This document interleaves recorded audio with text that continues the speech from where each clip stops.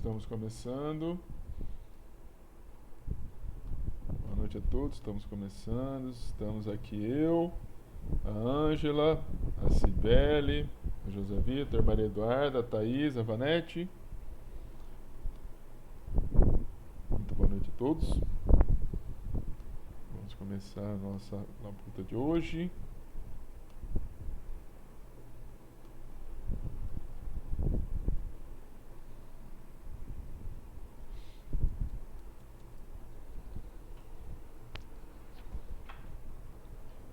Vocês estão enxergando, gente? Vocês poderiam só me dar o ok? Vocês estão enxergando?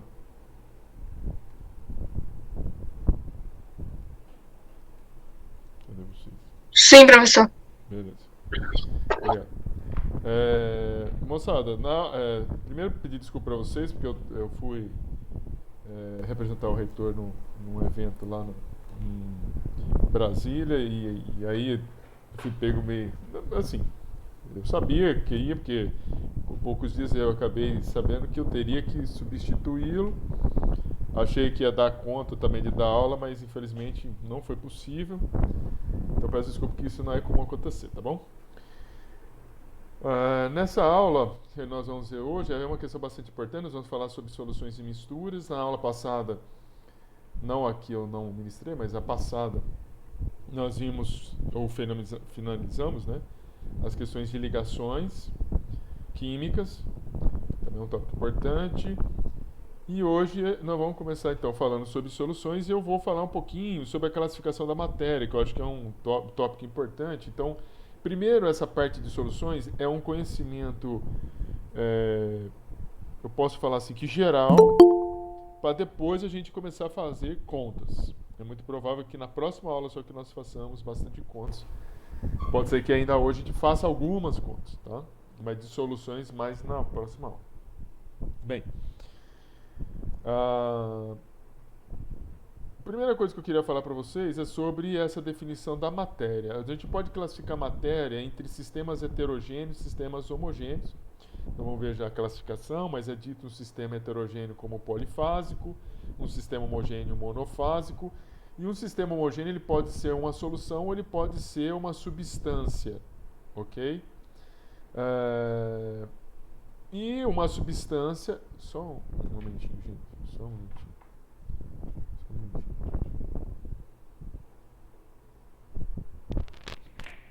Pronto. Então, gente, além disso de serem soluções ou substâncias, podem ser substâncias compostas, se for substância, né? Pode ser substâncias compostas, substâncias simples. Então, vamos ver todas as definições, tá? Todas elas nós vamos ver. Então vamos começar primeiro com o que vem a ser sistema. Veja que nós estamos falando sobre sistema heterogêneo e sistema homogêneo. A matéria pode ser classificada assim. Mas o que é um sistema? Um sistema é uma porção limitada do universo em que você centra um foco de estudo. É o seu foco de estudo. Então, se o seu foco de estudo é estudar a saúde do ser humano, o seu sistema é o ser humano. Se o seu foco de interesse é estudar a eficiência de um veículo em termos de utilização de combustível, o foco do seu sistema é o veículo. Bem, um sistema homogêneo ele é definido, ou material homogêneo, ou matéria homogênea, é definida como sendo aquele material ou aquela matéria que vai apresentar as mesmas propriedades em qualquer parte de sua extensão. Então, nós dizemos que o sistema é homogêneo, ou a matéria é homogênea, ou o material é homogêneo, quando, se eu pegar um material como esse aqui, nós temos um líquido, aqui é álcool mais água, se nós pegarmos em qualquer parte aqui desse líquido, as propriedades serão iguais em qualquer parte. Então, isso é dito de um sistema homogêneo. Um sistema heterogêneo é aquele que não apresenta as mesmas propriedades em qualquer parte de sua extensão.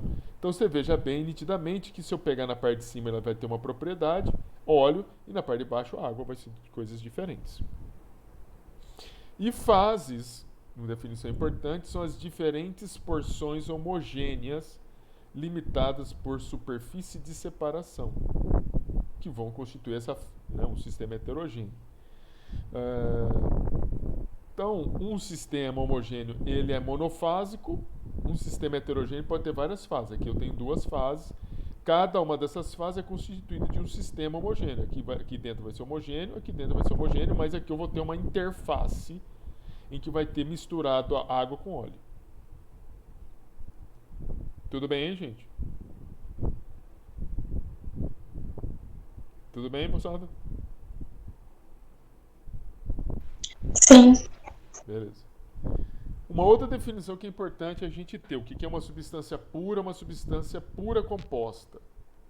Uma substância pura, né, dita como... Não vamos confundir, que depois eu vou falar sobre substâncias simples e substâncias simples compostas. Então, uma substância pura, ela é pura quando todas as suas unidades estruturais são quimicamente, né, as suas unidades estruturais químicas, né, elas são iguais entre si. Significa o seguinte, moléculas de água, né, ou seja, água, todas as moléculas de água são iguais.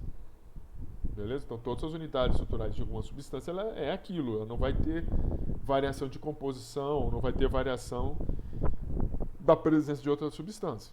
Água é água, não é água contendo etanol, por exemplo. Composição fixa. E essa composição fixa, ou seja, a água é constituída de 2 átomos de hidrogênio com um de oxigênio. É isso que vai dar algumas características para a molécula de água, propriedades como densidade, fixas, né? Propriedades como densidade, ponto de fusão, ponto de ebulição. E também essas substâncias puras, elas não vão conservar propriedades dos seus elementos químicos que as constituem. Então, a água é constituída de hidrogênio e oxigênio, mas não é porque ela é constituída de hidrogênio e oxigênio que a molécula de água vão ter propriedades de hidrogênio e oxigênio. Nós definimos substâncias puras, compostas, aquelas que são constituídas por 2 ou mais elementos. Então, substâncias puras, compostas, são substâncias constituídas por 2 ou mais elementos e podem ser decompostas nos seus elementos mais simples. E substâncias simples são aquelas que são constituídas de apenas um único elemento e não podem ser decompostas. Então, veja, substância pura, substância simples ou composta, ela pode ser pura, desde que ela tenha essas propriedades. Uma substância pura pode ser simples, como pode ser composta. Ela é simples se ela for constituída por um único tipo de elemento. Pode ser o mesmo elemento químico, mas aparecendo 2 vezes na molécula, pode ser 3 vezes, pode ser 4 vezes. Ou pode ser uma vez só. E você não consegue fazer uma decomposição dessa espécie. Agora, essa aqui, né, substâncias compostas, são constituídas de 2 ou mais elementos e podem ser decompostos nos seus elementos mais simples. Bem, geralmente as substâncias, né, os elementos que são encontrados na natureza na forma dessas substâncias, né, substâncias moleculares ou iônicas, exceto no caso dos gases nobres, como está aparecendo aqui em cima, que ele é encontrado na forma atômica, de átomos isolados. Uma coisa que é bastante importante, nós falamos de ligações químicas, eu acho que esse gráfico, inclusive, ele vem a bom hora, talvez deveria colocar, não sei se eu coloquei esse gráfico ou essa tabela quando a gente viu sobre interações intermoleculares, mas nós vamos precisar, arremeter essas questões de interações intermoleculares quando nós falamos de soluções. E aqui tem uma tabela que demonstra, né, quais interações são as mais energéticas, né, ou são as mais fortes, em função dessa energia típica. Interações entre íons, veja que é muito mais intenso do que as ligações de hidrogênio, e depois as ligações íon-dipolo, e para depois nós temos dipolo-dipolo, que são muito parecidas, praticamente iguais, dipolo-dipolo com dipolo-dipolo induzido, e as dispersões de Londres, que é dipolo induzido. Então veja, as interações entre íons é muito mais forte do que as ligações de hidrogênio.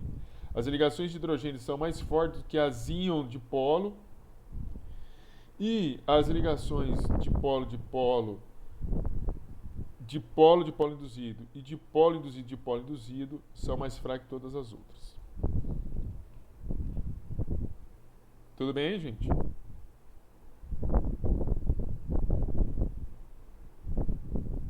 bem? Ótimo. Agora eu vou fazer novamente são informações que eu vou passar para vocês. O que vem a ser mistura, para depois a gente ver o que é uma solução.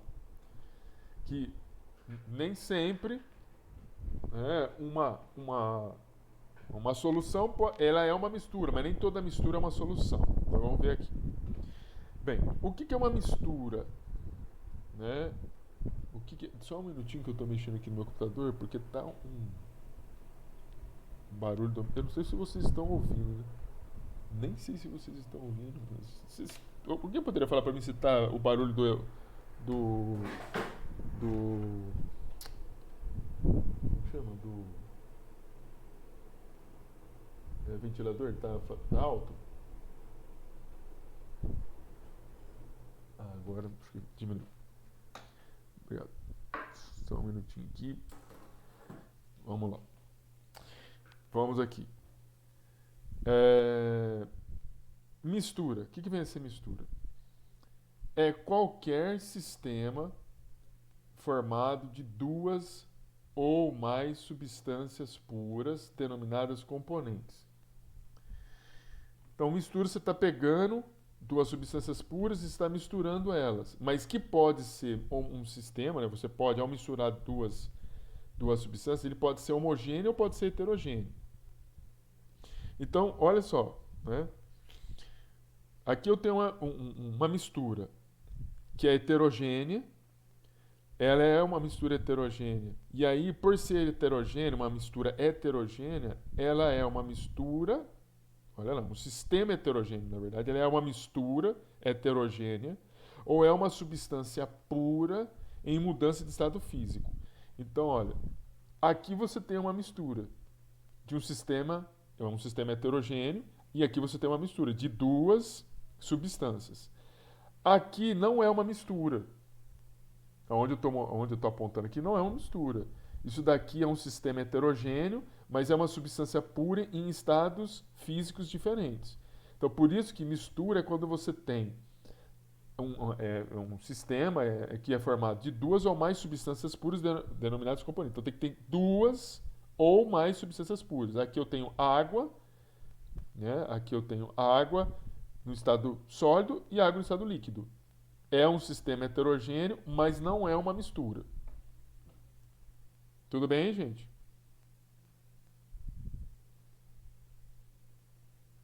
Beleza? Ok.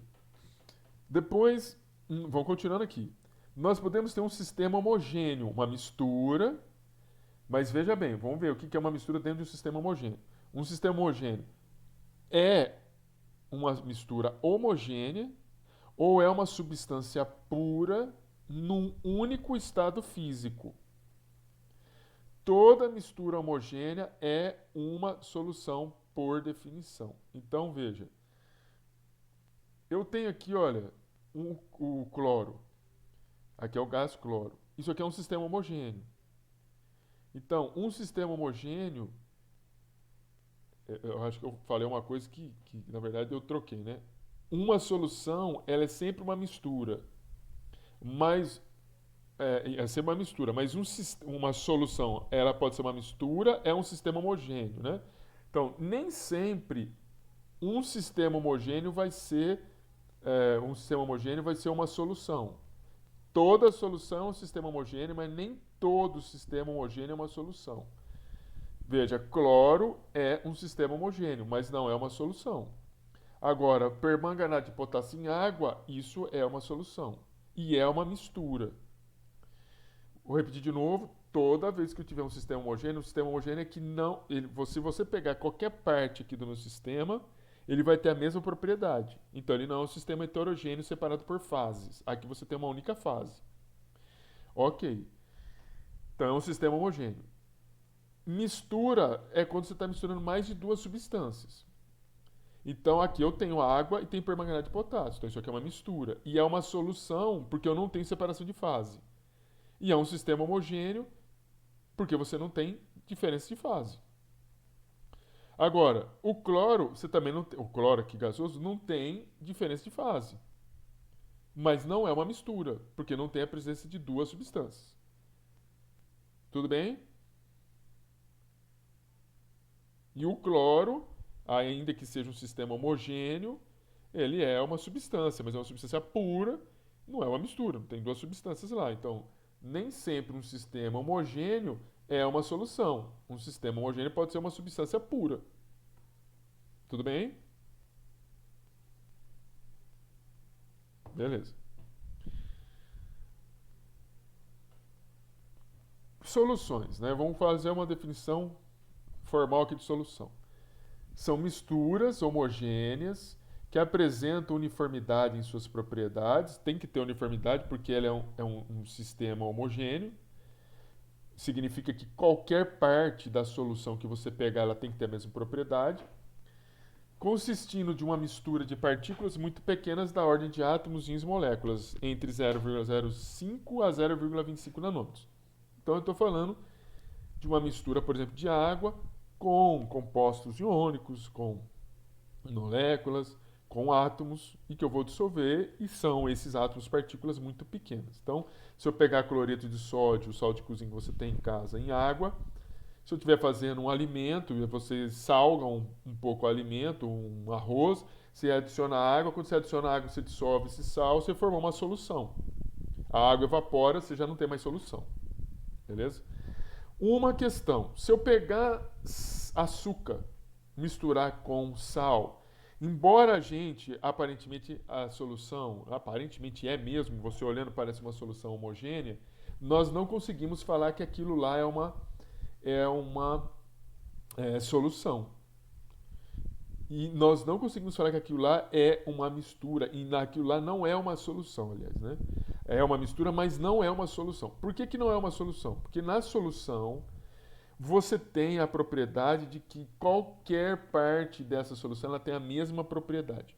Quando você pega o sal e o açúcar, se eu pegar um microscópio e eu, no microscópio, olhar um cristal de açúcar e olhar um cristal de sal, eles são diferentes.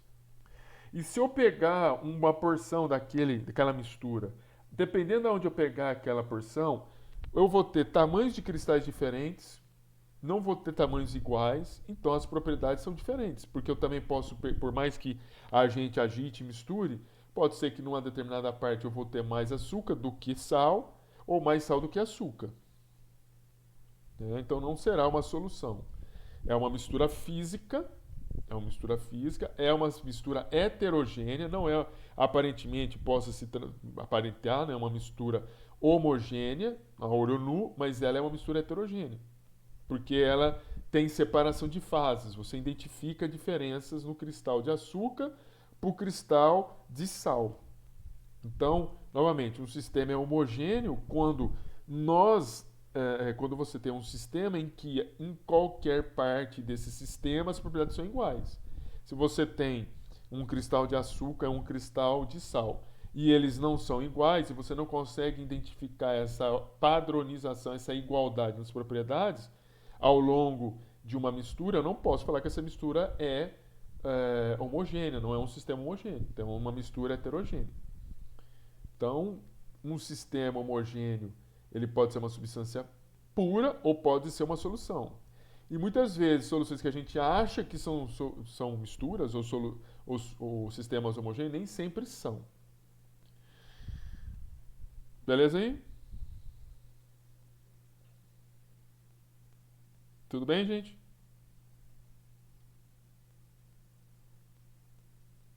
Beleza. O que vem a ser soluto e solvente numa solução? Soluto é sempre a menor porção dentro de uma solução. E solvente sempre a maior parte dos constituintes de uma solução. Então, se eu tenho, por exemplo, uma solução de cloreto de sódio, significa que o cloreto de sódio é o meu soluto, eu tenho menor quantidade de cloreto de sódio e maior quantidade de solvente, seria a água. Então, aqui eu estou representando isso, o soluto, menor quantidade, que eu estou colocando no solvente, eu misturo os dois, isso vira uma solução. Solventes, a água é um solvente universal, né? Porque ela está disponível em grandes quantidades, é um solvente polar. Dimetilformamida, dimetilsulfato são exemplos de solventes orgânicos já sendo utilizados. E o soluto pode ser uma espécie sólida, um sal, como pode ser pode ser uma espécie líquida, no estado físico líquido, em menor quantidade do que a quantidade do solvente. Pois bem, nós falamos de solução. Nós falamos de solução e nós falamos que uma solução nós vamos ter partículas entre 0,05 a 0,5 nanômetros. Muito bem. Agora nós vamos ver o que é uma dispersão coloidal e o que é uma suspensão e que são coisas diferentes em relação à solução. Veja, quando as partículas são maiores do que 0,05 ou 0,25 nanômetros, nós já não temos solução. Nós começamos a ter, por exemplo, dispersões coloidais ou suspensões. Falando um pouquinho, e claro que as propriedades, né, só acabam sendo específicas, são diferentes. Então, aqui eu estou mostrando duas fotos de uma dispersão coloidal que a gente tem na nossa casa. Uma dispersão coloidal de óleo em água, o leite. Embora você olhe para o leite e você ache que o leite é uma solução ou é um sistema homogêneo, o leite não é um sistema homogêneo. O leite ele tem duas fases, percebe? Ele tem óleo, essas gotículas, dentro do leite. Ah, professor, e o leite desnatado, né? O leite semi-desnatado? Vai ter pequenas quantidades, vai ter menos óleo do que você está vendo aqui, mas vai ter. Nunca zera. Maionese é uma dispersão diferente, né? Em vez de ser óleo em água, é uma dispersão água em óleo. Qual que é a diferença? Se você pegar o leite e colocar ele na sua mão, você vai ver que o leite, a sensação é que você está pegando água na mão. Quando você pega a maionese, é o contrário. Quando você coloca a maionese na mão, a sua sensação é que é uma coisa oleosa. Né? Parece um creme que você passa na mão e você fica passando e fica lambreca a mão, né? Você fica... Não é como a água. Então, isso é muito fácil para você se identificar. Quando você tem uma dispersão que é óleo em água, quando a gente fala que é óleo em água, significa que é menos óleo mais água, do que uma dispersão água em óleo, em que você tem menos água e mais óleo. Na maionese, você tem menos água mais óleo. No leite, você vai ter menos óleo e mais água. Beleza?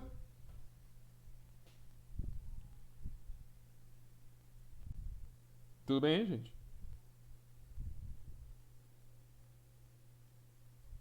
Senhores, tudo bem? Bem, mais uma questão. As dispersões, né, nessas dispersões coloidais que eu estou falando, o exemplo que eu dei do leite, da maionese, do mesmo jeito que na solução você tem o soluto e o solvente, o soluto em menor quantidade e o solvente em maior quantidade, as dispersões coloidais ou nas dispersões coloidais, que não são soluções, porque apresentam partículas de maior tamanho, e são tamanhos que variam entre 1 a 1000 nanômetros, as partículas, 1 a 1000 nanômetros, veja que lá em soluções é de 0,05 a 0,25 nanômetros. As dispersões coloidais também, do mesmo jeito que lá nas soluções eu tenho soluto e solvente, aqui nas dispersões coloidais eu tenho a fase dispersa e a fase dispersante. A fase dispersa seria o papel do soluto, ou seja, é a menor quantidade dentro da mistura que eu estou fazendo. A fase dispersante seria o papel do solvente, é a maior quantidade de substância que eu estou misturando. Ou é a substância em maior quantidade que eu estou misturando. Bem, como eu disse, essas dispersões são sistemas heterogêneos, né? Mas são sistemas heterogêneos que a olho nu nem sempre nós conseguimos identificar. Então você veja bem como são as coisas, gente. Essas dispersões coloidais, elas apresentam algumas propriedades. Aqui no 1, eu tenho uma solução. Veja que você, quando passa um laser, você quase que não vê espalhamento do laser. Mas numa dispersão que é transparente, você passa o laser, você vê o laser atravessando a solução. Ah, mas por que isso? Porque você tem partículas de maior tamanho, capazes de dispersar a luz, capaz de mostrar o processo de propagação do laser numa dispersão. Eles são translúcidos, a luz passa, né? O solvente também é translúcido, é transparente. A dispersão também é translúcido. Pode até aparentar ser transparente, mas ela tem e apresenta esse efeito, que é chamado de efeito Tyndall, que é esse efeito de espalhamento de luz, coisa que numa solução a gente não vê. Tudo bem, gente? Pois bem. Na nossa vida, existem vários tipos de dispersões coloidais, que a gente nunca soube que estávamos mexendo com dispersões coloidais. Primeiro, mingau. Mingau é um exemplo de dispersão coloidal.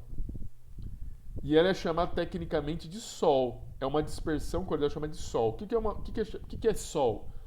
É uma dispersão coloidal cujo dispersante, ou seja, a maior quantidade do produto é líquido e a menor quantidade é sólido. Então, quando você faz o mingau, você pega um amido de milho, maisena, você vai colocar uma quantidade de maisena lá, que não é a maior quantidade em termos da água. Isso é uma dispersão. E eu tenho certeza que um dia na vida de vocês já teve, no mínimo, já comeram um mingau. Sem saber que era uma dispersão. Nós temos dispersão chamada de gel. E gelatina é gel. Geleia é gel. Mas o que é isso? É quando você tem o dispersante, que é a maior quantidade, é sólido, e o disperso é líquido. Então, numa gelatina, ainda que a gente ache que você tem muita água, lá na composição, naquela composição do gel, aquele sólido que você está colocando vai absorver uma grande quantidade de água. Você vai verificar que, no final das contas, você vai ter no material dispersante, no gel, você acaba tendo mais líquido do que. Mais sólido do que líquido. Por isso que ela acaba apresentando aquela composição. E se você acaba colocando mais líquido do que sólido, a gelatina fica tão molenga que ela se quebra toda. E ela perde as suas características de gel. E você tem a geleia, que também tem essa característica. Numa geleia você tem mais sólido do que líquido. Tá? Então, no sol, numa dispersão sol, você vai ter mais líquido do que sólido. Numa dispersão em gel, você vai ter mais sólido do que líquido. Tudo bem? Já comeram mingau alguma vez na vida? Já comeram mingau? Pois é. Geleia, imagino que sim também. Gelatina, tem gente que come gelatina todo dia. Não sei se vocês comem gelatina, né? Mas, estão sabendo agora que gelatina, que geleia, que mingau são exemplos de dispersões. Não são soluções. Emulsões é um tipo de dispersão também. É um tipo de dispersão. Numa emulsão, nós misturamos duas fases, duas substâncias líquidas que não se misturam. E nós, para podermos fazer com que duas coisas que não se misturam possam se misturar, em geral, nós utilizamos espécies químicas que permitam essa mistura. Veja, quando você pega um óleo qualquer e você mistura em água, num primeiro momento, ela pode ficar até com essa característica. Veja, eu tenho duas fases, eu agito, eu vou ter essa característica. Mas ela separa muito rápido, porque a água, por exemplo, não se mistura com óleo. Nós vamos falar daqui a pouco em substâncias miscíveis e immiscíveis. O que acontece? Se eu pegar nessa mistura entre óleo e água, você pode fazer isso na tua casa, inclusive, pega um pouquinho de óleo, vê se tem uma quantidade de óleo maior, você agita, né? Aí você vai ter isso aqui, vai ver que vai separar rápido. Num outro no outro, você pega um pouco de água, em cima dessa quantidade de água, coloca um pouco de detergente, e depois você coloca óleo e agita. E você compara os dois. Quanto tempo vai demorar para que o sistema que você tem água, óleo e detergente demora para separar a fase? Em comparação, separar a fase significa quebrar essa emulsão e voltar ao que está aqui. Em relação a uma mistura sem detergente. Mas por que isso acontece? Porque acontece o que eu estou mostrando aqui. Veja, quando você, aqui não sei se você está percebendo, você tem menos água, mais óleo. Então isso aqui é uma emulsão água-óleo. Quando você tem uma emulsão água-óleo, você agita, a água está em menor quantidade. Então quando você agita, você está cisalhando, quebrando. Você está espalhando essa água no óleo e você, ao espalhar, você vai gerar gotas. Quando você gera gota com essa esfericidade, você diminui a energia potencial das moléculas de água, já que elas não gostam, né, de interagir com óleo. Então, uma maneira das moléculas de água se proteger do óleo é elas se unirem e ter essa configuração esférica. Porque se ela tivesse aberta, veja bem, imagine que a molécula de água não fosse esférica, ela tivesse aberta, ela estaria interagindo com uma quantidade muito maior de moléculas de óleo. Então ela vai adquirir uma configuração de gota. Tudo bem, vai ficar nesse aspecto que nós estamos vendo. Acontece que as moléculas de água, na forma de gota, elas não gostam do óleo. E à medida que ela começa a achar uma outra gota, você tem uma coalescência. As gotas vão coalescendo, uma gota, gota, gota, gota, gota, gota, gota, você vai separar a fase. Quando você coloca o detergente, geralmente os detergentes eles possuem na sua constituição estrutural, na sua parte química, sua fórmula química, sua estrutura química, ela possui um grupamento polar e um grupamento apolar. Então, o grupamento apolar está representado aqui por esses cabelos e essa cabecinha aqui seria a parte polar. Veja o que acontece. Esses surfactantes, os detergentes surfactantes, eles inseririam a cabeça polar na água e colocaria para fora o composto apolar, hidrofóbico, para interagir com quem? Com o óleo. Isso aumenta a estabilidade dessas gotículas, dificulta com que outras moléculas de água possam se chocar aqui, olha. Esses cabelos colocam um impedimento estérico, uma dificuldade de outras moléculas de água coalescerem e você manteria essa emulsão por mais tempo. Quando você tem um creme na tua casa, em geral, você também pode ter a sensação. Se o creme, que as meninas geralmente possuem muito creme, passam muito creme, elas na mão, elas sentem se o creme ele é oleoso ou não. Um creme oleoso já te dá uma configuração, que lá eu tenho mais óleo do que água. Um creme que tem um aspecto mais de água, assim, não é tão oleoso, vou ter mais água do que óleo. Mas ele é um creme que ele não se separa nas fases. E quando ele se separa nas fases, as pessoas falam, estragou o creme. Muitas vezes não estragou, às vezes você colocou ele no sol ou você favoreceu a separação de fase. Se você agitasse novamente, voltaria novamente ao seu creme. Pegasse e agitasse, voltaria novamente a ser creme. Tanto é que a Natura...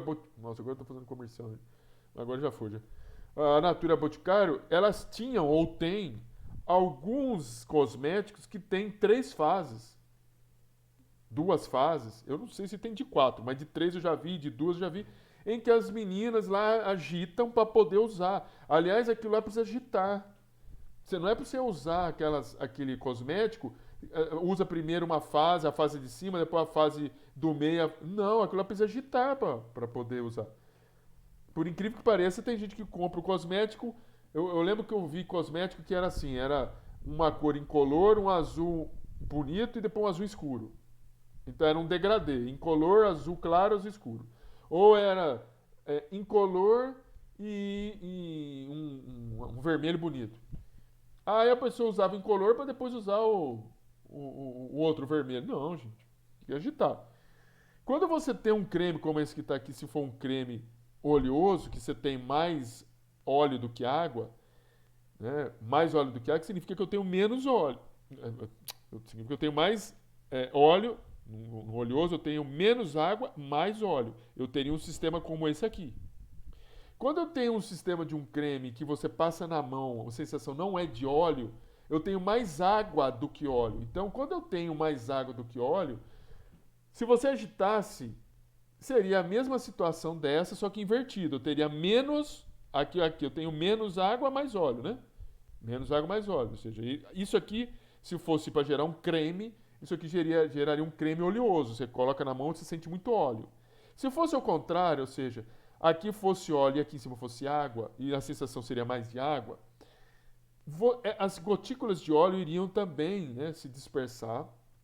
E aí a configuração do surfactante seria o contrário, ou seja, nas gotas de óleo ficaria a parte hidrofóbica e você exporia aqui a parte hidrofílica, a parte polar, para entrar em contato com as moléculas de água. Então isso é comum dentro dos sistemas de emulsão.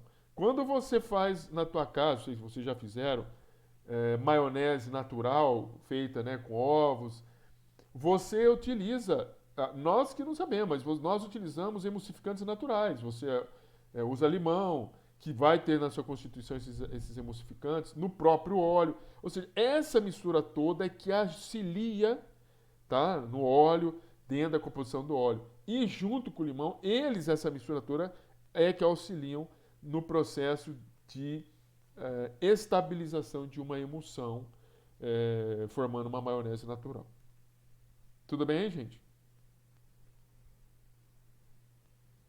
Tudo bem?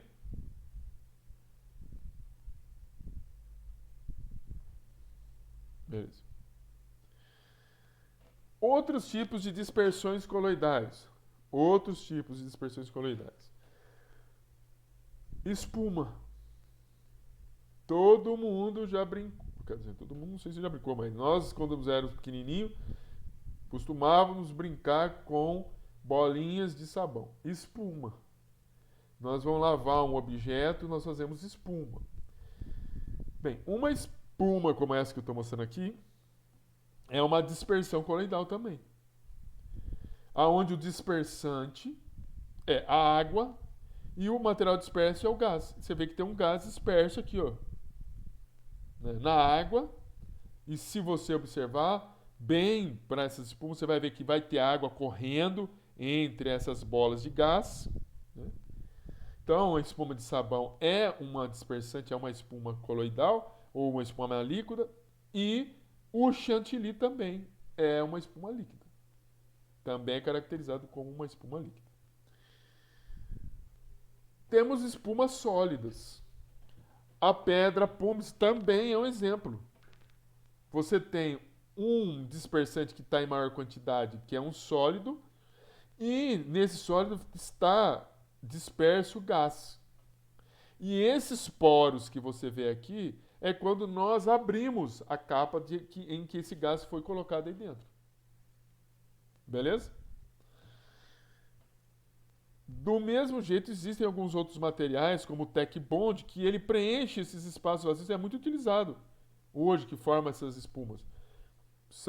Veja, é um material sólido, e que nesse material sólido nós vamos fazer uma dispersão de gás. Então eu tenho muito mais sólido do que gás. Beleza aí?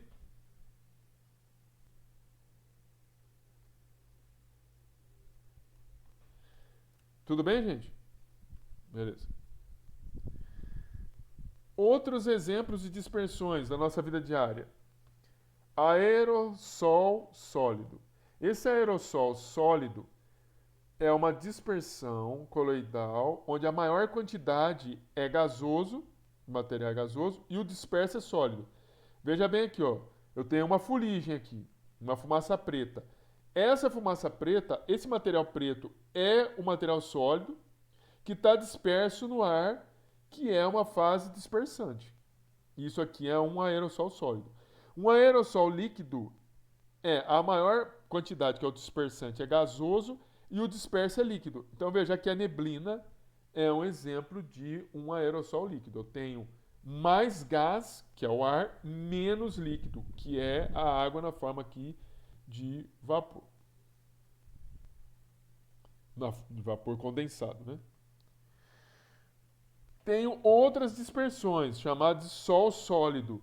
Veja, só sol é definido uma dispersão quando você tem uma grande quantidade de água, pequena quantidade de sólido. É o caso do mingau. Aqui no sol sólido, você tem um sólido, que é o dispersante, e no interior desse sólido você tem um outro sólido que está disperso em menor quantidade. Então, o Rubi, aprendam, meninas, para pedir para os seus namorados, seus amigos, seus maridos. Rubi é um sol sólido. Rubi é o quê? É o óxido de alumínio com óxido de crômio disperso. Safira é óxido de alumínio com óxido de ferro 2 ou ferro 3 disperso. Meninas, prestem atenção. Entre rubi e safira, prefiram o ouro. Beleza? Entre rubi e safira, prefiram o ouro. Beleza? Vamos lá. Vamos continuar.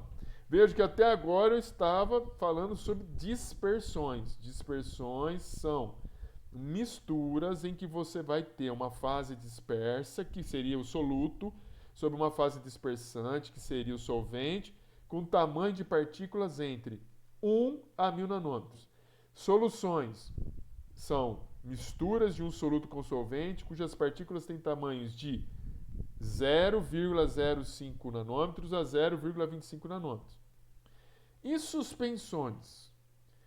O que diferencia uma suspensão de uma dispersão? Uma suspensão, eu também tenho uma fase dispersa e uma fase dispersante. Ou seja, eu também tenho um soluto e eu também tenho um solvente. A diferença é o tamanho. As partículas têm mais de 1000 nanômetros, são partículas maiores. Então, quando eu pego areia e água, isso aqui não é uma dispersão, isso aqui é uma suspensão. Quando eu vou tomar leite de magnésia, isso aqui existe, acredite que existe ainda, esse leite aqui Philips, leite de magnésia. Leite de magnésio é uma suspensão, não é uma dispersão e não é uma solução. Então, aqui eu estou tentando representar o que é uma solução verdadeira. Uma solução verdadeira é uma solução que vai apresentar uma mistura de duas substâncias, aonde, né, uma mistura vai apresentar duas substâncias, aonde elas não são detectáveis, né, essas substâncias, ou seja, tem uma solução homogênea, e as partículas que eu estou misturando têm tamanho de 0,05 a 0,5 nanômetros. De aqui, para ficar, né, na nossa constituição, das soluções, dispersões coloidais, as soluções coloidais de 1 nanômetro até 1000 nanômetros, mas observando que, em geral, uma solução tem tamanhos menores do que 1 nanômetro, e as suspensões maiores do que 1000 nanômetros. Beleza, meninas?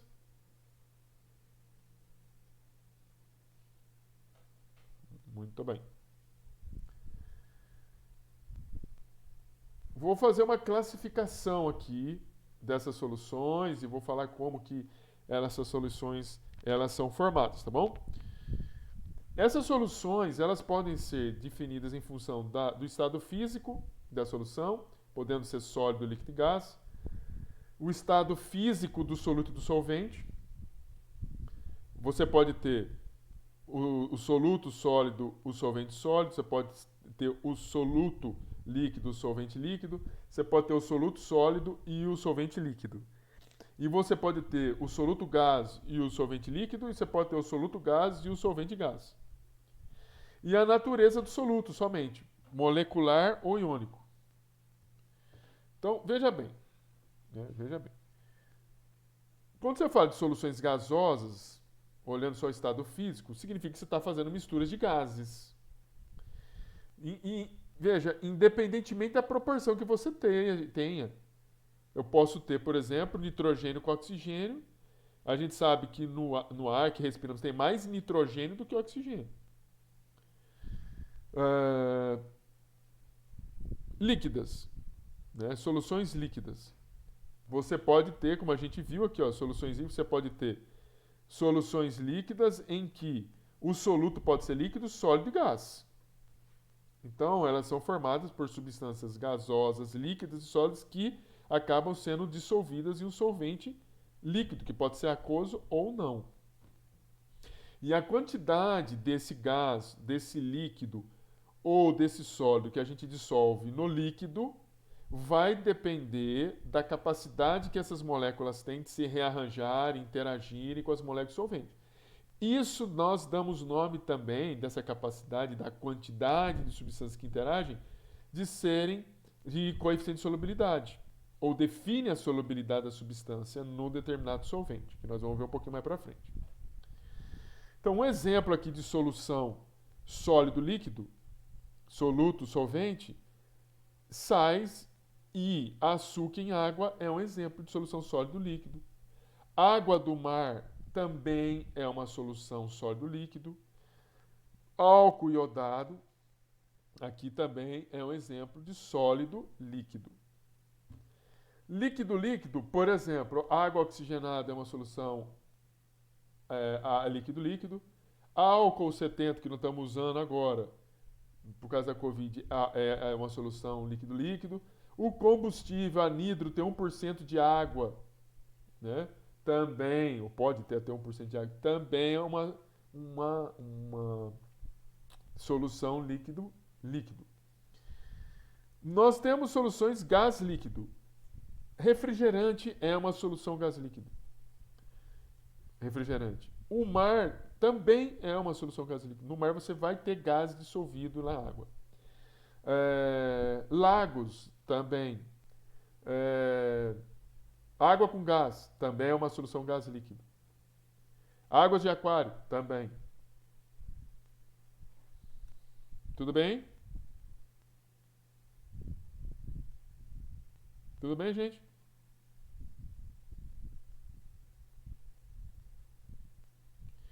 Pessoal, vocês estão aí? Ou eu caí? Sim, professor, estamos aqui. Beleza. Depois, eu vou falar os tipos de soluções em função do estado físico. Como eu disse para vocês, falei de uma solução que pode ser gasosa, que pode ser líquida, mas ela pode ser sólida. Pode ser sólida. Eu vou ter uma solução sólida, né, uma solução sólida que, vamos voltar aqui, uma solução sólida que pode ser sólido com sólido. Bem, sólido com sólido significa que eu vou ter um soluto, que é em menor quantidade, presente num outro sólido, que é maior quantidade. Mas eu preciso ter uma mistura homogênea. Isso significa que eu tenho que ter um sistema homogêneo. Isso significa que se eu misturar dois sólidos, em qualquer parte dessa mistura, eles vão ter que ter sempre a mesma propriedade. Veja, isso significa que eu poderia pegar duas substâncias, poderia fundi-las, misturá-las e retornar ao estado sólido. E você teria uma solução sólida. Eu teria um sólido, por exemplo, aço, ou ligas, né? Ligas metálicas. Eu poderia ter latão, que tem essa constituição de 60% de cobre e 40% de zinco. O bronze, né? Que é 10% de estanho, 5% de chumbo e 85% de cobre. E o aço inoxidável, que é mais de 12%, é o mínimo, de cromo em ferro. E aqui você tem, qualquer parte, se eu pegasse esse bronze, se eu pegasse, não é isso aqui, né? Esse latão, se eu pegasse esse latão e eu pegasse qualquer parte do latão, ele teria as propriedades em qualquer parte dele. Ele não poderia pegar uma parte e dar uma quantidade de cobre, aí eu vou para outra e dar uma outra quantidade de cobre. Muito bem. Em relação à natureza do soluto, eu já disse que o soluto, a gente viu aqui, o soluto, em relação ao soluto, ele pode ser uma solução molecular ou iônica. Nessa questão das soluções moleculares, geralmente se trata de soluções em que você dissolve moléculas num solvente, essas moléculas elas não geram eletrólitos, ou seja, não vão gerar espécies com cargas. Então eu tenho benzeno e tetracloreto de carbono, ou seja, o benzeno em tetracloreto de carbono, uma fitalocianina em diclorometano, ou seja, são moléculas, ou seja, teria uma pequena quantidade de benzeno que estaria dissolvido no tetracloreto de carbono, ou uma pequena quantidade de fitalocianina que estaria dissolvida em diclorometano. As soluções iônicas, que aí nós teríamos sim espécies que, quando presentes no solvente, nós geraríamos espécies carregadas. Então, são espécies que possuem eletrólitos. São soluções eletrolíticas, porque são espécies que geram cargas. E se nós geramos espécies com cargas, nós podemos conduzir eletricidade, por isso eletrolíticas. Existem nessas situações. Se você colocar solutos iônicos, sais, que são compostos iônicos, como cloreto de sódio, num solvente como a água, o cloreto de sódio ou esses sais vão sofrer um processo de dissociação iônica. Ele vai separar o cátion do ânion. Agora, existem moléculas que não são compostos iônicos, nós temos moléculas, e essas moléculas, ao interagir com um determinado solvente, sofrem processos de ionização. E ao sofrer processo de ionização, vão gerar espécies carregadas. Se eu pegar ácido clorídrico, que é uma molécula, não é uma espécie, não é um cátion com ânion, é uma molécula, em água ela sofre um processo de ionização. E você gera íons H+, e Cl-. E vão gerar espécies eletrolíticas. Ou seja, tem espécies com cargas. Aqui é o ácido acético. Em água ele se ioniza, você vai gerar acetato mais íons H+. E aí nós teríamos soluções iônicas e não moleculares. Gerou carga, são espécies carregadas, eu tenho soluções iônicas. Não tem carga, são soluções moleculares. Tudo bem?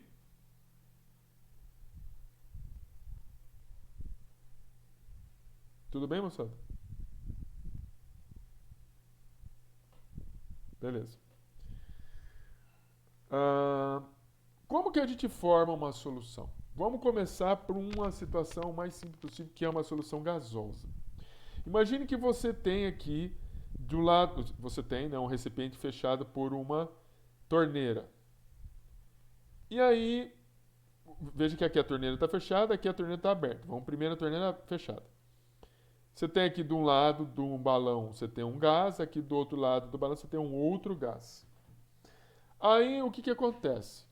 Nós, né, enquanto está fechado aqui, você não vai ter a mistura dos gases. A hora que você abre a torneira, a pergunta que a gente se faz é o seguinte: a molécula ela vai ficar parada aqui ou vai haver uma tendência desses gases se misturarem? Isso aí quando vocês forem ver, né, imagina que sou eu que vou ministrar essa disciplina de Química Geral 2, vou falar um pouquinho de entropia, e vocês vão ver mais entropia quando verem físico-química. Entropia é uma energia, é uma grandeza que mede a capacidade de um sistema, ou a espontaneidade, mede a espontaneidade de um processo. E essa espontaneidade de um processo, ou seja, essa grandeza que mede a espontaneidade de um processo, ela mede o quão espontâneo um processo reacional é. Quando a gente fala de espontaneidade, eu sempre dou um exemplo seguinte. Não sei se aí na casa de vocês às vezes passa um pessoal com moto que parece que eles estão a 200 por hora. Passa na frente de casa que a gente fica até ensurdecedor até o barulho. Aí passa na nossa cabeça assim: um dia esse cidadão ainda vai acabar caindo. Um dia esse cidadão ainda vai acabar caindo. E aí você acaba sabendo que o cidadão caiu. Não é porque você quer que ele caia que ele vai cair, não. É porque existe a questão da probabilidade. Qual que é a probabilidade do cidadão cair voando na moto? Altíssima. Altíssima.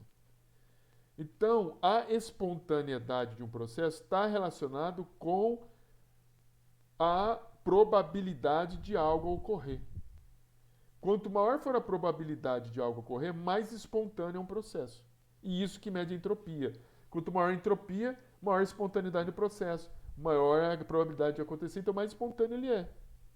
Então, se eu pego numa situação como essa, eu abro a torneira, a probabilidade de um gás vermelho ir para onde está o verde está verde é altíssima, eles vão se misturar.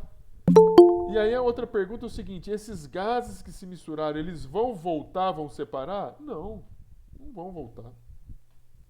Realmente não vão voltar, as moléculas não vão voltar. Então essa é uma questão relacionada à espontaneidade e é como se formam as soluções gasosas, das quais as soluções gasosas, as moléculas estão tão afastadas que a influência das interações intermoleculares são muito pequenas. Absolutamente muito pequenas. Aqui eu só estou mostrando, né, uma solução gasosa de gás de iodo. Veja que eu tenho sólido, onde eu estou apontando aqui o iodo. O iodo ele sublima, gera um gás, só que esse gás ele tem uma densidade. Se você entorna, o gás acaba caindo, né? E é uma mistura de iodo gasoso com ar, que tem nitrogênio, tem oxigênio e outros gases. O próprio ar que nós respiramos é uma solução gasosa, gás. Tem 78% de nitrogênio, 21% de oxigênio e 1% de outros gases. Tudo bem?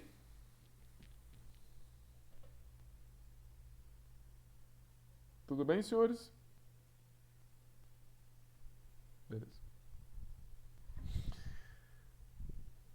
Como que forma uma solução líquido-líquido?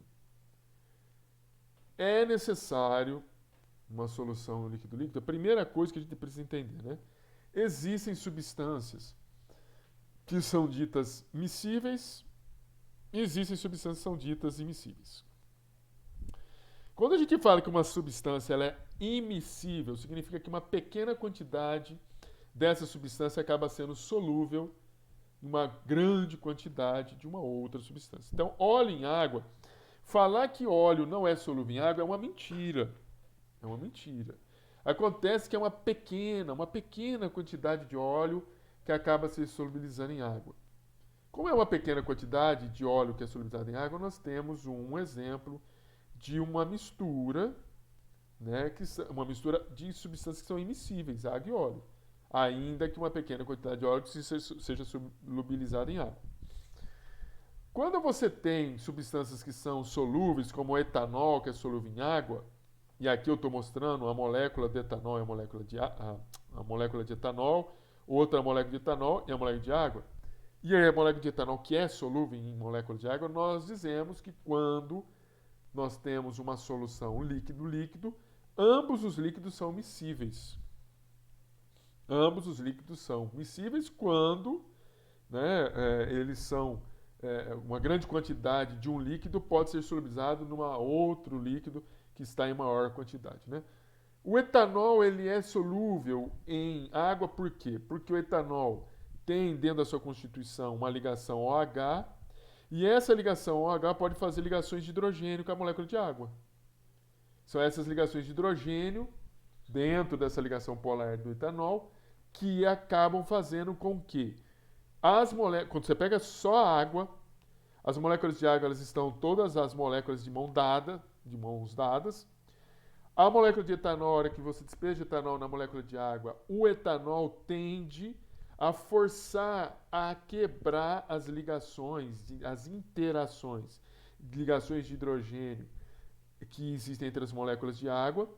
E aí, nessa situação, à medida em que o etanol entra dentro das moléculas de água e afasta as moléculas de água, é uma interação mais favorável que acontece entre o etanol com as moléculas de água, porque se não fosse favorável, as moléculas de água não iriam se separar.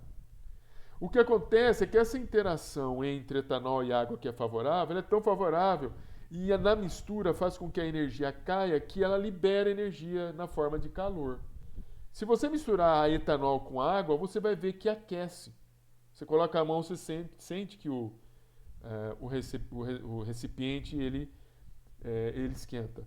Se você, inclusive, com essa questão da pandemia, muitas vezes você lava a mão e depois você passa etanol, você vai ver que esquenta um pouco a palma da sua mão. Já notaram isso? Não sei se já notaram isso. Mas você coloca álcool 70, você lavou a mão, você não secou muito a mão, você joga o etanol, muitas vezes você sente a palma da mão esquentar. Ai, tá esquentando. Ué, tá esquentando porque o etanol, ele interage com moléculas de água, as moléculas de etanol afastam as moléculas de água, esse afastamento precisa gastar energia. Ele libera energia, fica quente. Você sente que aquece. Tudo bem, gente? Beleza aí? Tudo bem?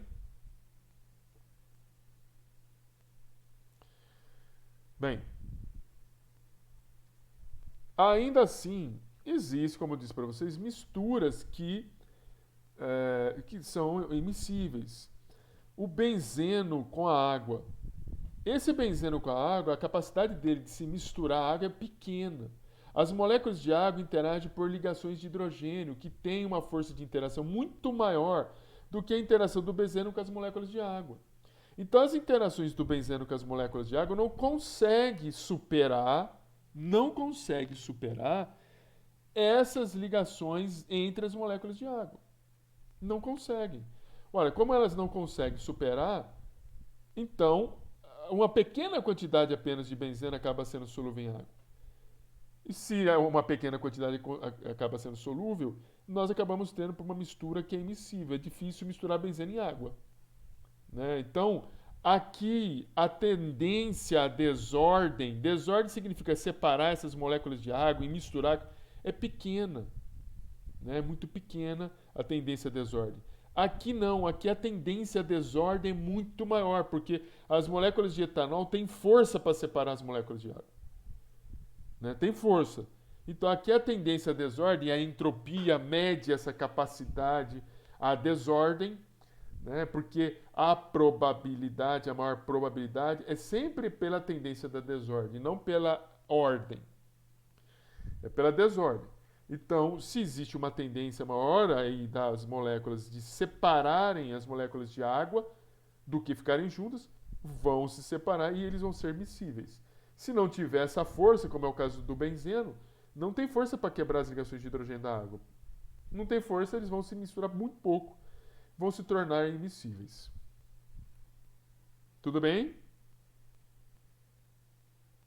Agora, veja, o benzeno ele interage com o tetracloreto de carbono. São duas moléculas apolares, que interagem, tanto as moléculas de tetracloreto de carbono interagem entre si por meio de ligações de polo instantâneo e de polo induzido, assim como o benzeno. Então, a interação entre as moléculas de benzeno, eles têm força para separar a molécula de tetracloreto de carbono. Então, eles vão conseguir se misturar. Então, existe uma premissa que diz o seguinte: semelhante dissolve semelhante. O que essa premissa está dizendo? Substâncias polares acabam sendo possíveis de serem dissolvidas em substâncias polares. Substâncias apolares acabam sendo possíveis de serem dissolvidas em substâncias apolares. Substâncias hidrofóbicas que não gostam de água acabam sendo passíveis de serem dissolvidas em substâncias hidrofóbicas. Substâncias hidrofílicas acabam sendo mais possíveis de serem dissolvidas em outras substâncias hidrofílicas. Substâncias hidrofílicas gostam de moléculas de água. Aqui é a formação de uma solução sólido-líquido. Sólido-líquido. Se você pega um cloreto de sódio no estado sólido, você tem um retículo cristalino. Você tem um retículo cristalino.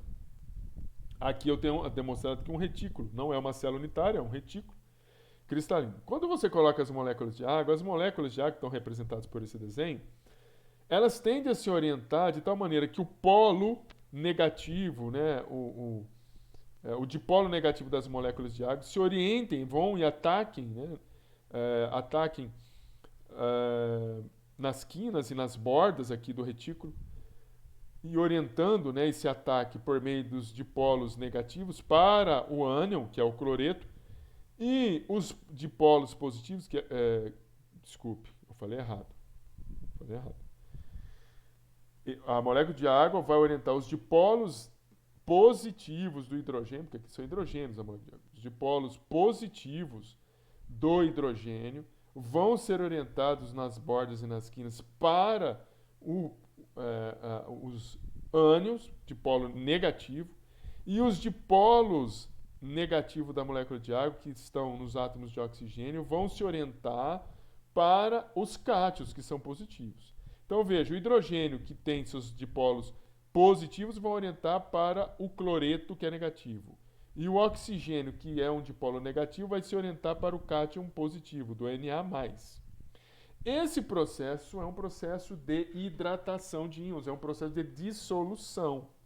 Aonde nesse processo de dissolução, você, no final das contas, quando o cloreto se separa e o próprio Na+ se separa, você vai ter o Na+ repleto de moléculas de água, onde os dipolos negativos, no caso aqui da água, seria o oxigênio, estariam interagindo aqui com o Na+, e o outro dipolo negativo do oxigênio, da água, interagindo com o Na+, e assim por diante.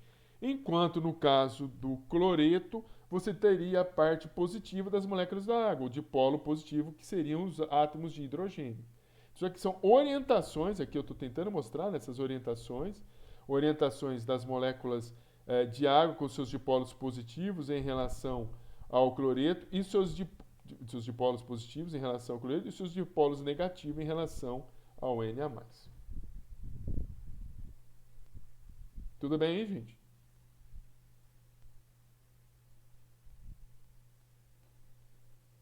Tudo bem, gente? Beleza.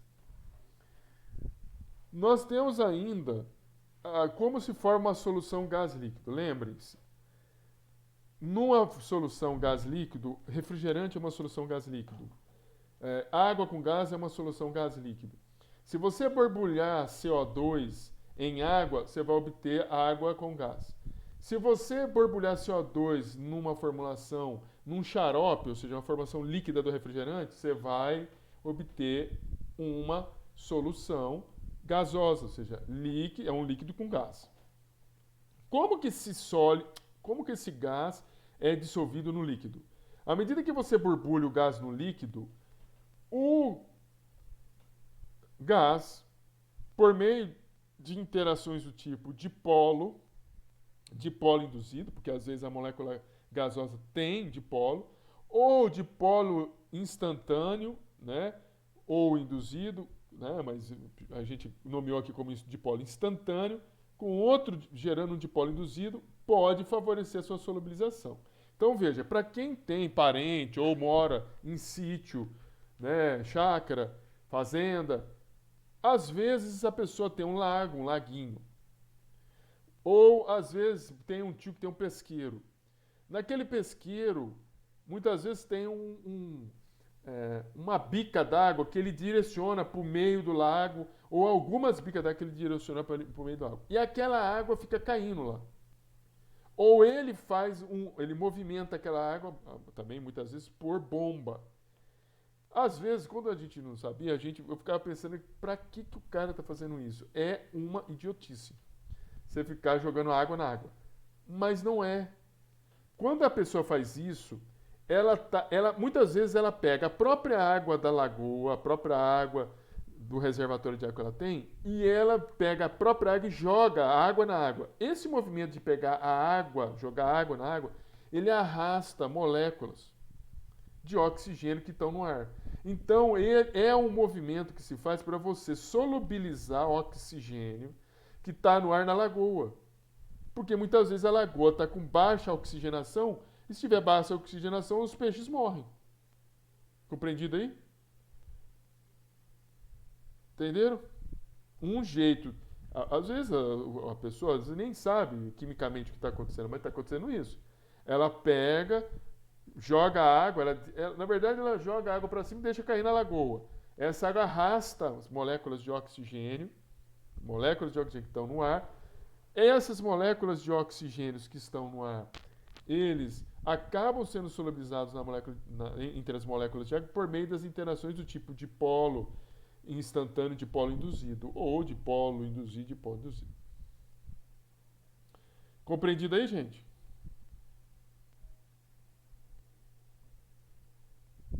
Beleza. Numa solução sólida, em geral, o que nós temos veja, a gente está falando, a gente está raciocinando como se fosse um sódio cristalino.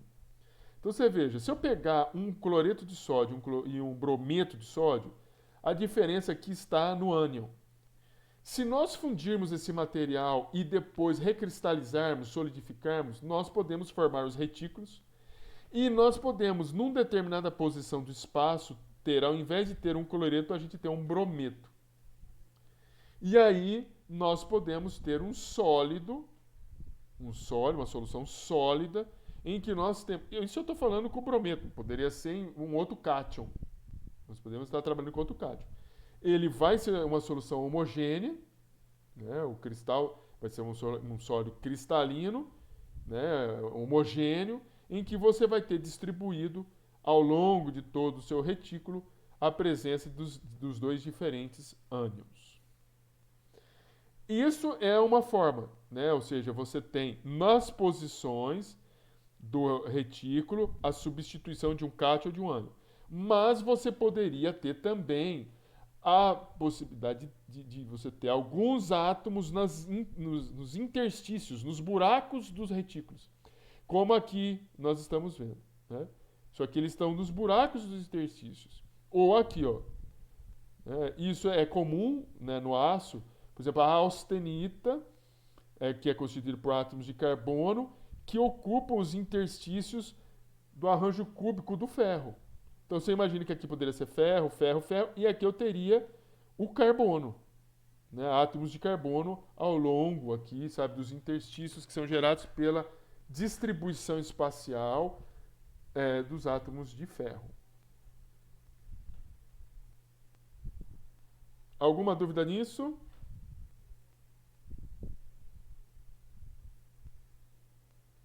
Alguma dúvida, moçada?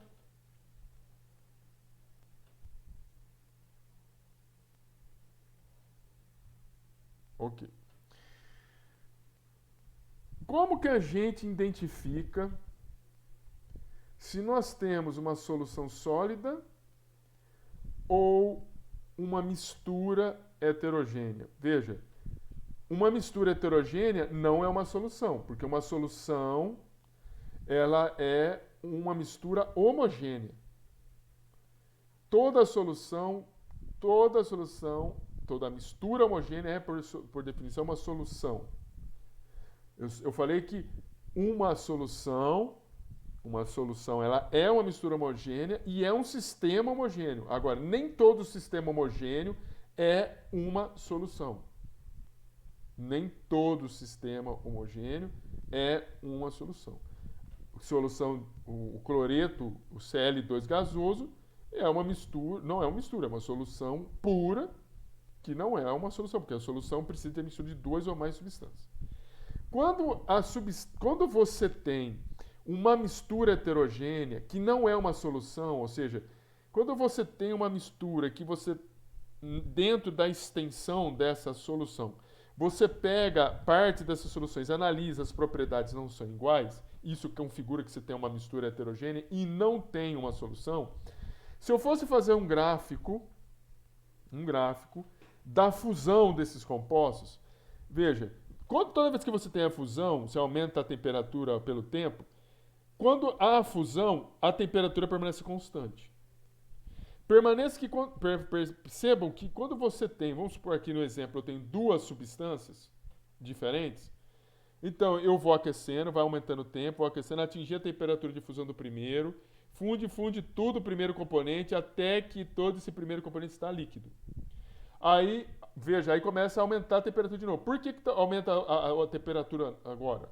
Ele sai dessa fase aqui de temperatura constante. Porque eu só consigo, nessa temperatura, fundir um elemento. E aí vai subindo a temperatura, vou atingir a temperatura de fusão do segundo elemento. Aí permanece constante. E aí começa a aumentar a temperatura do quê? Da mistura líquida dos dois componentes, que estão líquidos agora fundidos. Quando eu tenho um sólido uma solução sólida, veja só, eu vou aumentando a temperatura, atinge a temperatura de fusão. Só que é uma solução homogênea de duas substâncias. Perceba, você tem uma inflexão, não permanece constante. Você tem uma inflexão, uma mudança do ângulo, ela vai subindo e novamente depois sobe. Depois que todo o material fundiu, ela sofre novamente uma inflexão positiva. Veja, tem uma inflexão aqui negativa, vou ter aqui a temperatura subindo, à medida que o tempo vai aumentando. Aí eu tenho uma inflexão positiva aqui, ó. Porque veja que não é constante, ou seja, isso é uma situação que denota uma solução, ou seja, eu tenho uma mistura de duas coisas que gerou um sistema homogêneo para mim. Então, ele vai provocar uma alteração nas propriedades. Eu não tenho substâncias separadas. Então, a ponto de fusão dessas duas substâncias acabam se misturando e isso aí acaba me fazendo esse tipo de inflexão. Que a hora que acabar de fundir os dois, volta um processo sofre um pouco de inflexão negativa, ou seja, aumenta, né? E aí, enfim, você percebe essa inflexão. Tudo bem, gente?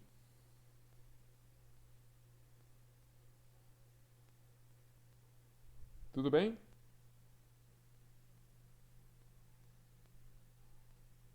Sim. Beleza. Então, vamos falar aqui de uma questão que é bastante importante, que é sobre solubilidade. Vamos ver um pouquinho sobre essa questão de solubilidade, para depois a gente começar a fazer, mas um pouquinho para frente, aí a gente fazer umas continhas. Solubilidade ou coeficiente de solubilidade é dita como a capacidade que uma substância tem de dissolver em outra. Então, representa a quantidade de soluto que eu consigo dissolver num solvente. E isso tem algumas limitações em termos de pressão, em termos da presença de componentes, íons comuns a um determinado sólido, depende da temperatura também. Nós vamos ver lá para frente. A temperatura é uma questão bastante importante, porque de uma certa maneira em geral, à medida que eu aumento a temperatura, eu aumento a solubilidade dos materiais. Mas é bom que se diga, e depois eu vou comentar, que o aumento da temperatura ele favorece a solubilização de alguns componentes, mas para outros não. Veja, se você tem uma champanhe em casa, uma água com gás, um refrigerante, se deixar esse líquido exposto ao sol, se aumenta muito a temperatura dele, existe uma tendência grande a você estragar esse líquido.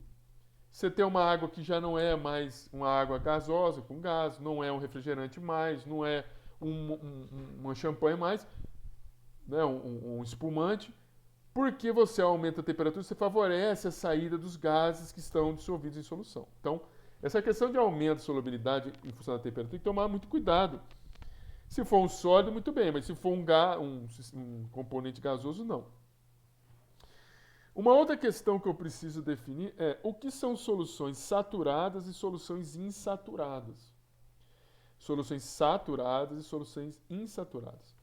As soluções insaturadas é quando você tem uma solução que ainda permite você dissolver mais componentes, mais soluto.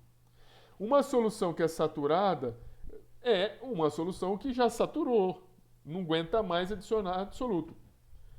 Para você não esquecer o que é uma solução saturada ou insaturada, é só você lembrar, quando você está saturada de alguma coisa, porque você não aguenta mais. Então, uma solução saturada porque ela não aguenta mais o sal, não aguenta mais o gás que está dissolvendo, enfim, não suporta mais uma solubilidade.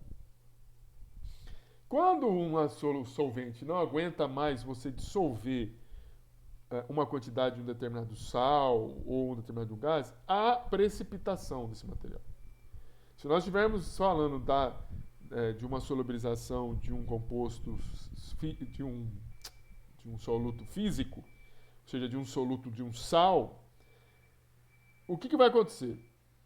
Ele vai precipitar na forma de sal. Então, veja, aqui eu estou dando um exemplo de 30 gramas de cloreto de sódio em 100 ml de água.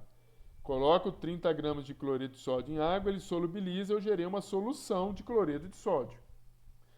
Se eu pego 40 gramas de cloreto de sódio e coloco em água, os 30 gramas de cloreto de sódio vão ser solubilizados.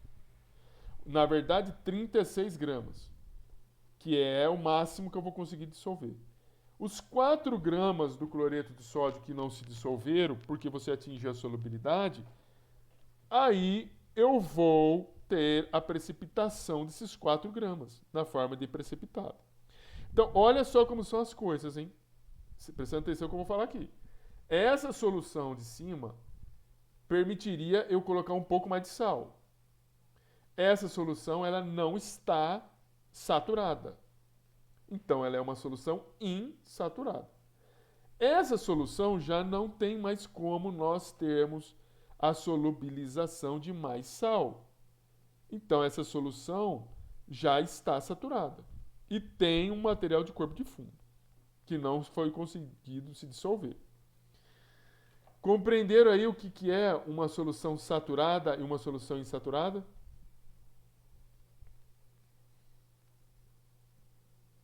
Compreenderam, gente?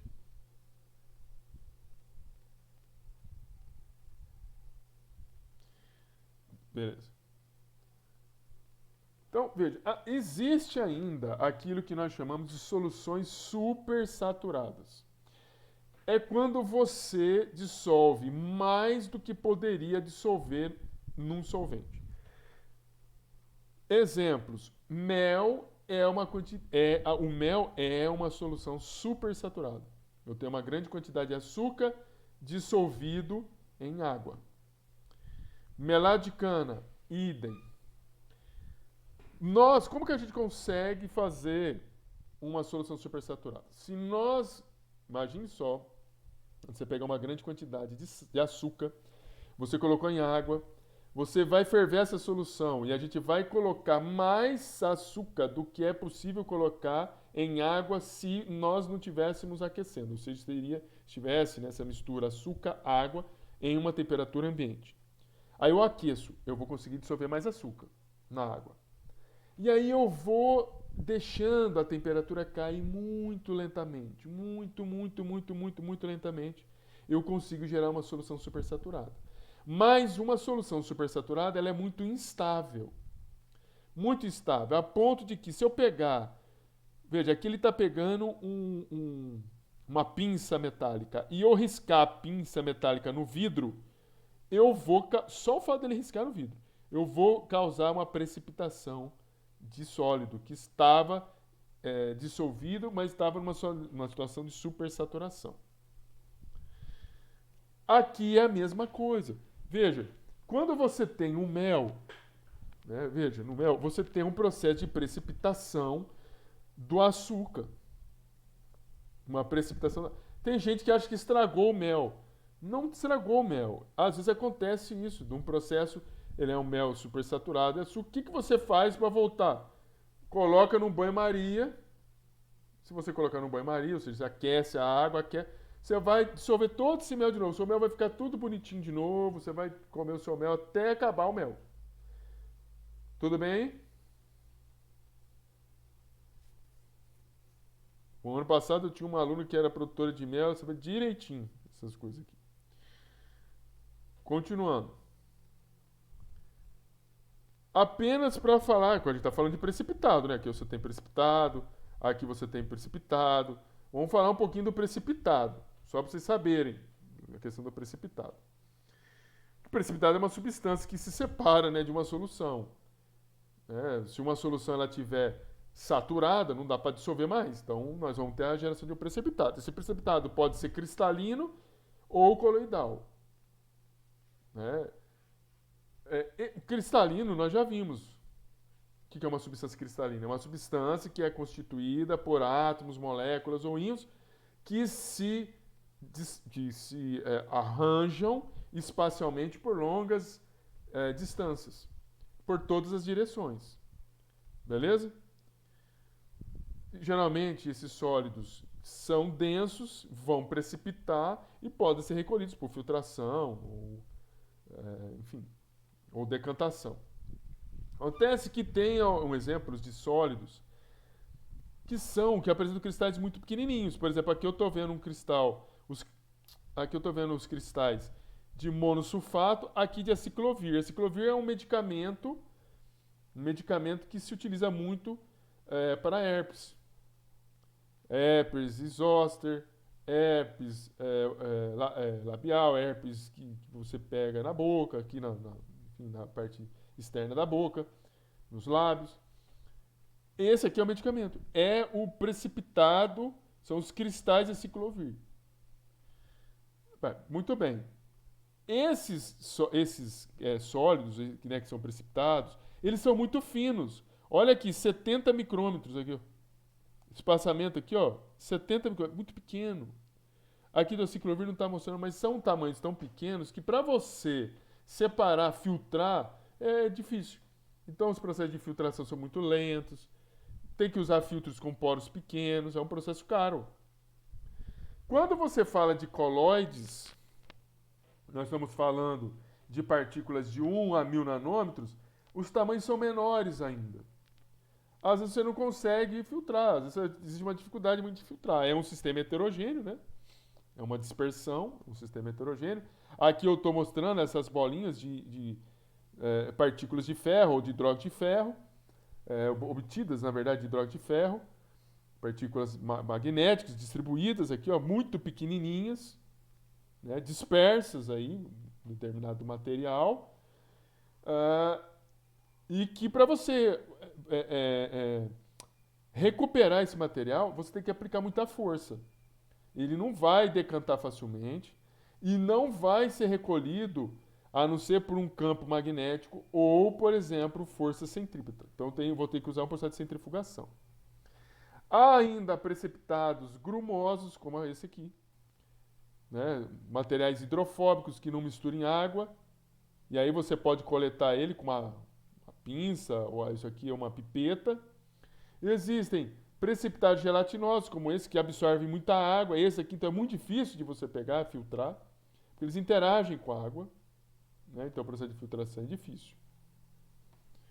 Então eu tenho precipitados são cristalinos, precipitados são coloidais, cristalinos que são muito finos, os coloidais que são realmente muito pequenos, são difíceis de serem recuperados. Agora, quais fatores alteram ou influenciam na solubilidade? Primeiro, pressão, depois temperatura, depois concentração de outros materiais na solução e os próprios solventes. Então, a primeira questão da pressão, nós vamos ver isso daí, só que eu estou só citando, porque nós vamos ver isso daí no próximo semestre, porque a gente vai ver equilíbrio químico, e lá fala muito de deslocamento de equilíbrio pela pressão. Agora, veja, se você está dissolvendo oxigênio, ou CO2, você está querendo fazer água gasosa, você está borbulhando CO2 na água gasosa, para você aumentar a quantidade de CO2 que está sendo dissolvido na água, se você aumentar a pressão, você dificulta de o CO2 sair. Você aumenta a solubilidade. Agora, essa questão da alteração da solubilidade pela pressão, a influência mesmo sobre a nossa vida é pequena, porque geralmente nós trabalhamos sob pressão constante. Nós não aumentamos a pressão, né? Nós trabalhamos sob pressão constante, o sistema aberto, né? Então geralmente não temos esse problema. A não ser que se houvesse também uma alteração da pressão, nós poderíamos ter, por exemplo, numa solução, uma evaporação da água, você poderia provocar a alteração da solubilidade. E alterar a concentração a quantidade de água, poderia alterar a concentração do seu soluto em água, e isso poderia, se estivesse muito próximo do nível de saturação, isso daí poderia provocar a precipitação do soluto, não solúvel. A temperatura, em geral, aumenta a solubilidade do soluto, mas isso não é uma regra para tudo. Veja aqui o sulfato de lítio, que à medida que se aumenta a temperatura vai caindo a solubilidade. Veja o sulfato de sódio. que até 40 graus aumenta a solubilidade e depois começa a diminuir, são características dos materiais. Características dos materiais. Se você, muitas vezes o aumento da temperatura vai favorecer a agregação das espécies ao invés da solubilização. Essa questão da temperatura e da solubilidade é algo que eu gostaria de falar um pouquinho para vocês, que vocês têm que saber ler gráficos, e aqui vale a pena eu mostrar aqui para vocês. Imagina que nós estejamos, eu vou pegar aqui, olha, no nitrato de potássio, imagine que nós estejamos a 40 graus, beleza? A 40 graus. A 40 graus, nós teríamos isso aqui, olha, a 40 graus. Fazer uma conta para ver quanto que é aqui. Só um minutinho, gente. Fazer só uma continha para ver quanto que daria isso aqui. 50, 25 dividido por 2, 12,5. Isso aqui seria mais ou menos 62,5.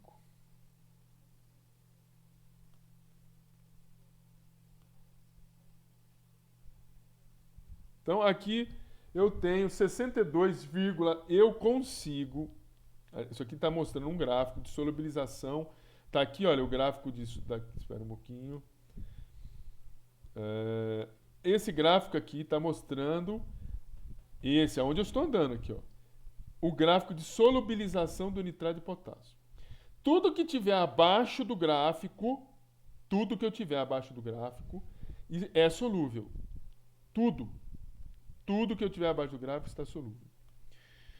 Então, se eu tivesse... Calma aí, deixa eu desenhar aqui novamente.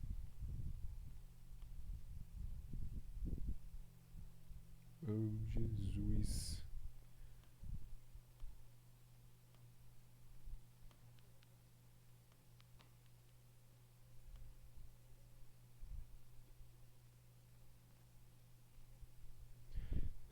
Desculpa aí, gente. Tudo não está reto, né? Está longe de estar reto.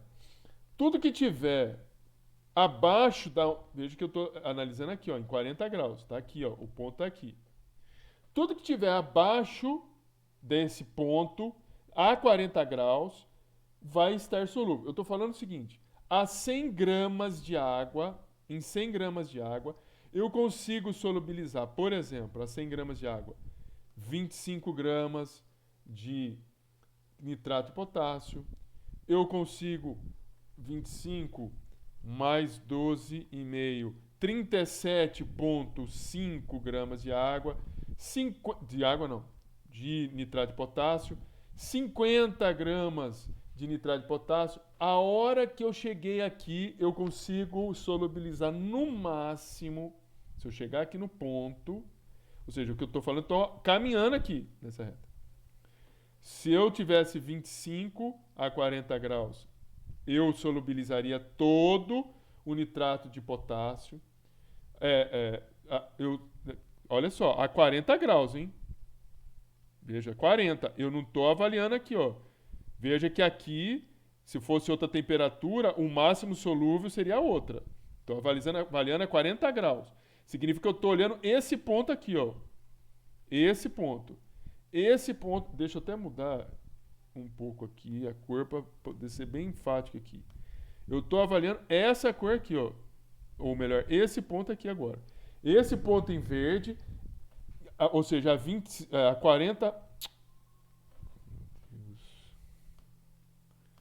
Esse ponto em verde aqui, a 40 graus, ele representa 25 gramas de nitrato de potássio em 100 gramas de água. Veja que aonde eu estou não atingiu ainda o gráfico de nitrato de potássio. Significa que esses 25 gramas de nitrato de potássio poderia ser solúvel em água. Se eu, lembrando, estou trabalhando aqui com o nitrato de potássio. Se eu viesse aqui, ó, e aqui significa que eu estou trabalhando com 37,5 gramas. Também seria solúvel nitrato de potássio. Se eu chegasse aqui no... Se eu chegasse aqui no ponto que nós vimos aqui, atingimos a reta. Nesse ponto em verde, um momento, nesse ponto aqui em verde, eu atingi a reta. No momento em que eu atingi a reta, eu consigo solubilizar, eu atingi o máximo, 62,5. Nesse ponto que eu estou colocando aqui, a solução ela é saturada. Então, qualquer ponto em cima da curva é um sinal de saturação. Aqui em 40 graus, o ponto de saturação é aqui. Qualquer ponto que você faça que não esteja na curva é insaturação, abaixo da curva. Então, aqui é insaturado, aqui é insaturado. Agora, se eu conseguisse, vamos supor que eu tivesse esse ponto aqui, ó. Esse. Veja, aqui eu tenho um ponto. Aliás, não é esse, né? Espera um pouquinho. Não é esse aqui, não.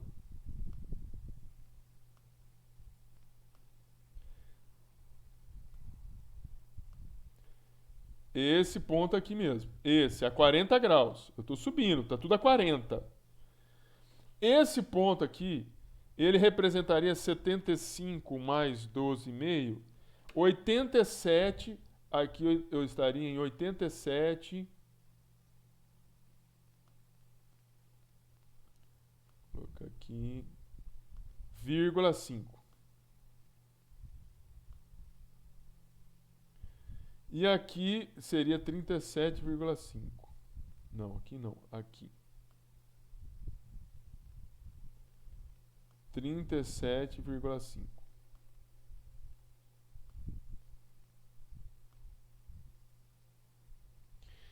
Então, veja, gente, e aqui embaixo seria 12,5. Hoje o meu sisteminha está meio que me atrasando aqui. 12,5.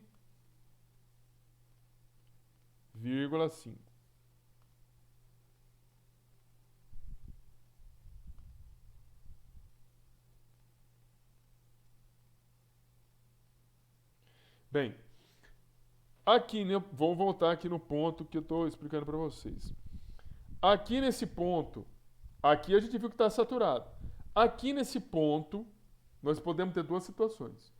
Ou a solução ela é saturada e tem corpo de fundo, e esse corpo de fundo que precipitou vai ser a diferença desses dois valores, para a gente saber o que precipitou. Então, se eu pegasse 87,5 menos 72,5, teria precipitado 25 gramas. Ou poderia ser um sistema super saturado, ou seja, não precipitou, né?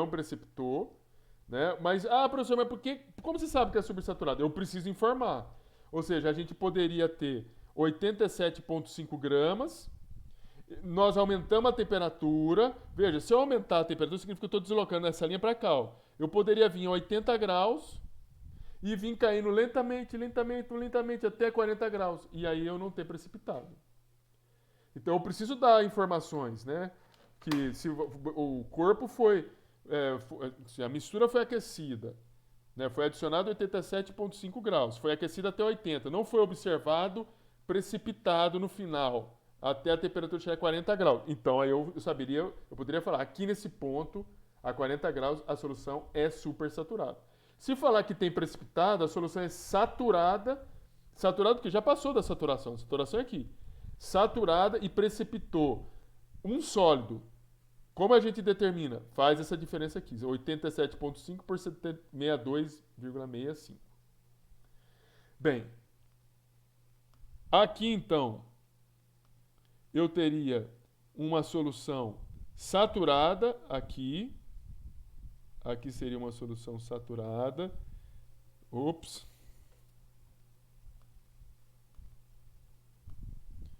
Então aqui eu só vou colocar aqui SAD saturada.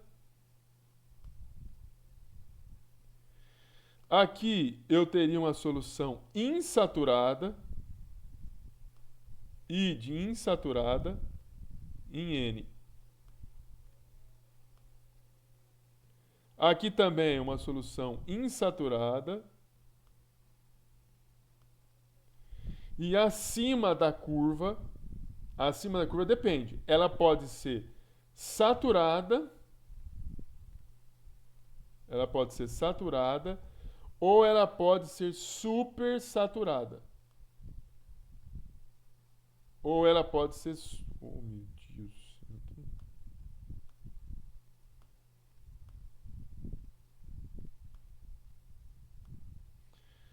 Ou ela pode ser supersaturada.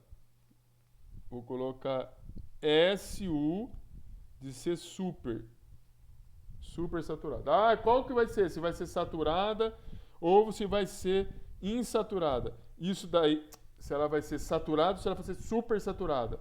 Vai depender. Se eu falei que o material foi aquecido, a temperatura caiu lentamente e não houve precipitado, é supersaturado. Se eu falei que houve o aquecimento, voltou a ter precipitado, ela seria saturada. Tudo bem, hein, gente?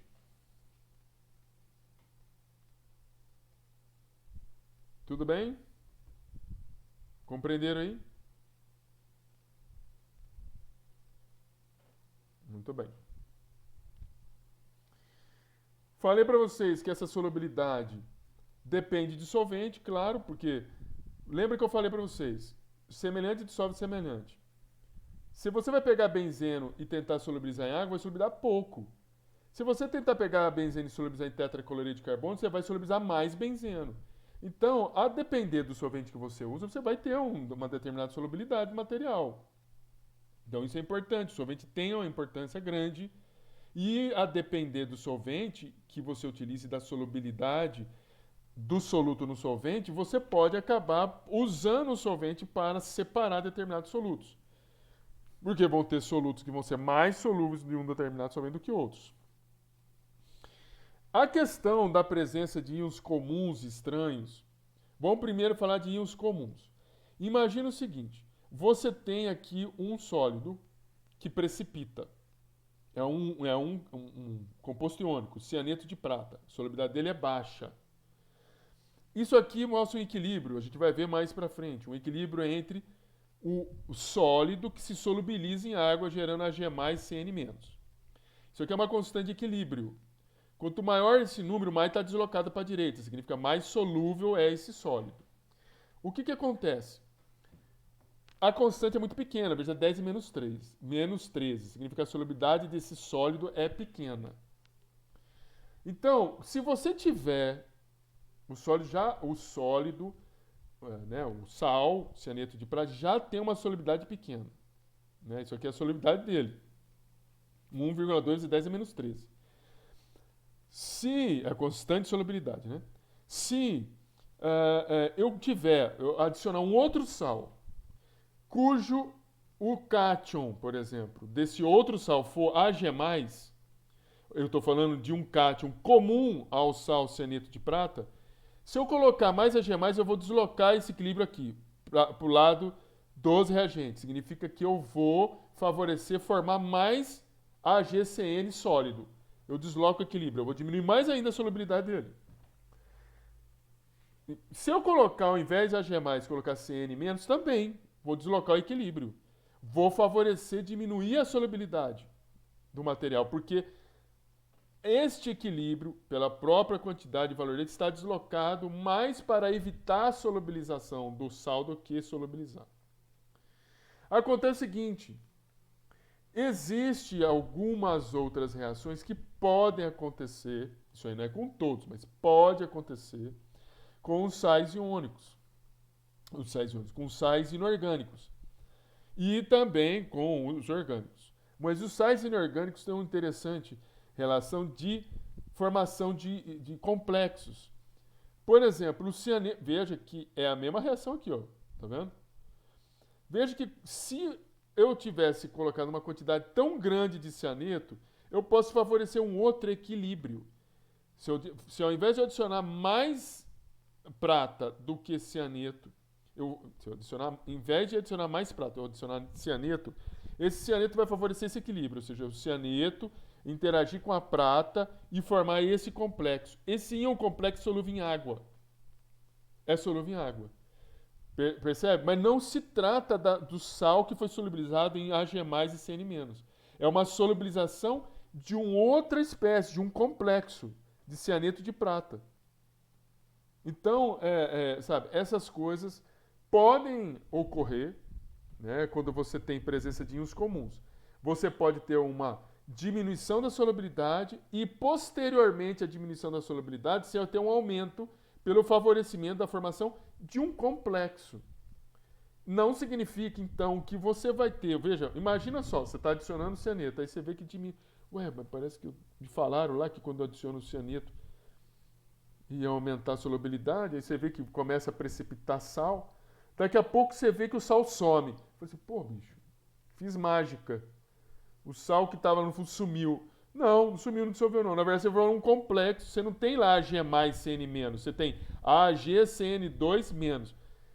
Para uma reação química, se a reação for acontecer com Ag+, a reação não vai acontecer, porque você não tem Ag+, você tem o AgCN2- lá. E se você tivesse que ter o cianeto, você já não tem o cianeto lá. Porque o cianeto vai estar complexado com a Ag, com a prata. Tudo bem, gente? Tudo bem? Então, veja. Existe ainda a possibilidade de ter íons estranhos. Íons estranhos é o seguinte, imagina que eu tenho esse sal. Ao invés de eu colocar prata e cianeto, eu vou colocar cloreto, por exemplo, que é estranho ao sal que você está trabalhando. Pode, em algumas situações, você adicionar um íon que não é comum aos dos sais e você favorecer a solubilização, porque você pode favorecer um determinado equilíbrio, de uma determinada interação, ou uma determinada reação química. Então, essas situações